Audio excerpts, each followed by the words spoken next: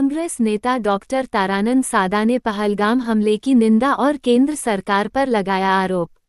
जिला कांग्रेस कार्यालय सहरसा में आयोजित एक प्रेस वार्ता में वरीय कांग्रेस नेता डॉक्टर तारानंद सादा ने पहलगाम में 28 निर्दोष नागरिकों की हत्या की घोर निंदा की और शोकाकुल परिवार के प्रति गहरी संवेदना व्यक्त की। उन्होंने कहा कि यह घटना मानवता पर कलंक है और इंसानियत को शर्मसार करने वाली है। डॉक्टर तारानंद सादा ने कहा कि पहलगाम में आतंकवादी हमला खुफिया विफलता का परिणाम था। उन्होंने आरोप लगाया कि मोदी सरकार आतंक के नेटवर्क को खत्म करने में पूरी तरह से विफल रही है। उन्होंने कहा कि 2014 से अब तक मोदी सरकार में 19 बड़े आतंकी हमले हुए हैं। डॉक्टर तारानंद सादा ने कहा कि ऐसे समय में राजनीतिक रोटी सेकने से परहेज करना चाहिए।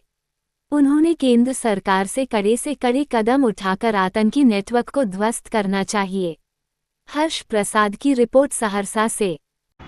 तो प्रधानमंत्री जी ने चिल्ला करके वो कहते थे कि देश की सीमाएं प्रधानमंत्री जी के हाथ में है, देश की सेना प्रधानमंत्री जी के हाथ में है, देश की सेना मनमोहन सिंह के हाथ में है, देश की खुफिया एजेंसी मनमोहन सिंह जी के हाथ में है। RDX कैसे आया? हम यही सवाल उनसे पूछना चाहते हैं कि जो 3-4 सवाल पूछ रहे थे उनको बताना होगा कि ये आतंकवादी पाकिस्तान में अभी तक कैसे, उन्होंने कहा था कि हमने तो सफाया कर दिया, पाकिस्तान में कैसे पाकिस्तान के आतंकवादी कश्मीर में कैसे बैठे हुए हैं, कैसे उन्होंने इतने बड़े घटना को अंजाम दिया। पुलवामा के घटना से हमने कोई सीख नहीं ली। क्या इसकी नैतिक जिम्मेदारी लेकर के प्रधानमंत्री जी को इस्तीफा नहीं दे देना चाहिए? हम आपके माध्यम से पूछना चाहते हैं कि अगर प्रधानमंत्री जी को पद, ड्रेस और उनको इवेंट मनाना है तो देश के गृह मंत्री को बर्खास्त नहीं करनी चाहिए?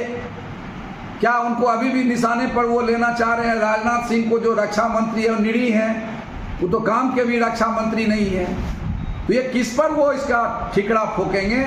इसलिए मेरा मानना है कि हमारे देश में एक कमज़ोर प्रधानमंत्री है, हमारे देश में एक बुज़दिल प्रधानमंत्री है, हमारे देश में एक इवेंट मनाने वाला प्रधानमंत्री जी है जो देश की जनताओं का भावनात्मक शोषण करके सत्ता में बने रहना चाहते हैं। चाहे गरीबी की बात हो, बेरोजगारी की बात हो, महंगाई की बात हो, आंतरिक सुरक्षा की बात हो, बाहरी सुरक्षा की बात हो, सभी मोर्चे पर ये प्रधानमंत्री फेल है।